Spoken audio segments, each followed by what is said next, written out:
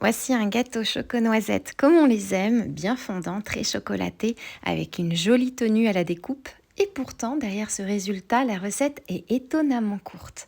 Il n'y a ni farine, ni beurre, ni levure à prévoir, et la préparation elle-même se fait très vite. C'est un gâteau que tu peux servir au dessert, au goûter, avec un café, mais aussi préparer la veille si tu veux le déguster bien frais le lendemain. Et surtout, ne te fie pas à sa simplicité. Ici, il y a un geste au départ qui va vraiment déterminer la texture finale.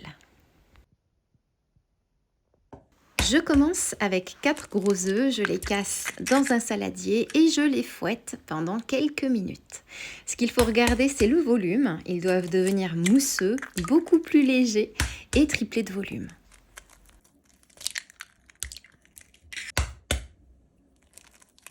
C'est important parce que tout l'air que l'on incorpore maintenant va ensuite participer à la structure du gâteau.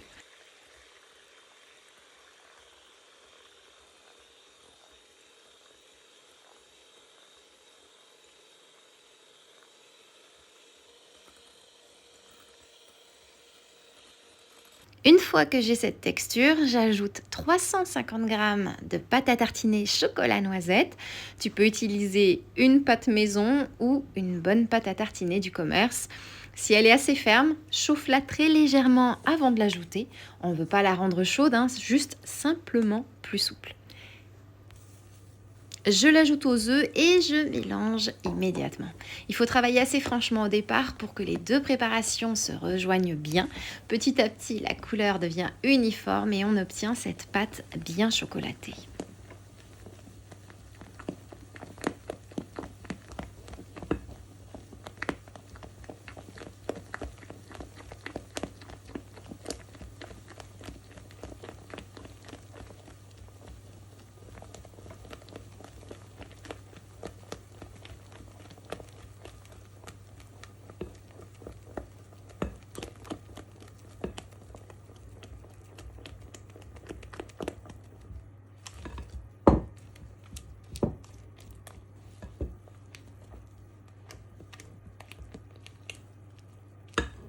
Je prépare ensuite un moule rond de 20 cm de diamètre, chemisé avec du papier cuisson et je verse toute la préparation dedans. Mon four est préchauffé à 170 degrés et je laisse cuire le gâteau pendant environ 25 minutes.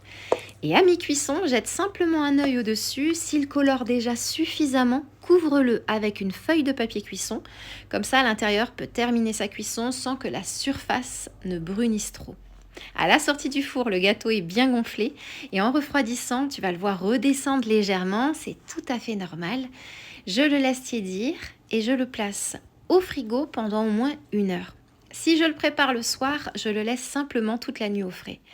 Et là, c'est vraiment une question de goût. Certaines personnes vont préférer le manger encore légèrement tiède, avec une texture plus souple. Et moi, je le préfère froid, il se raffermit davantage. Et voilà! Et tout ça avec seulement 2 ingrédients.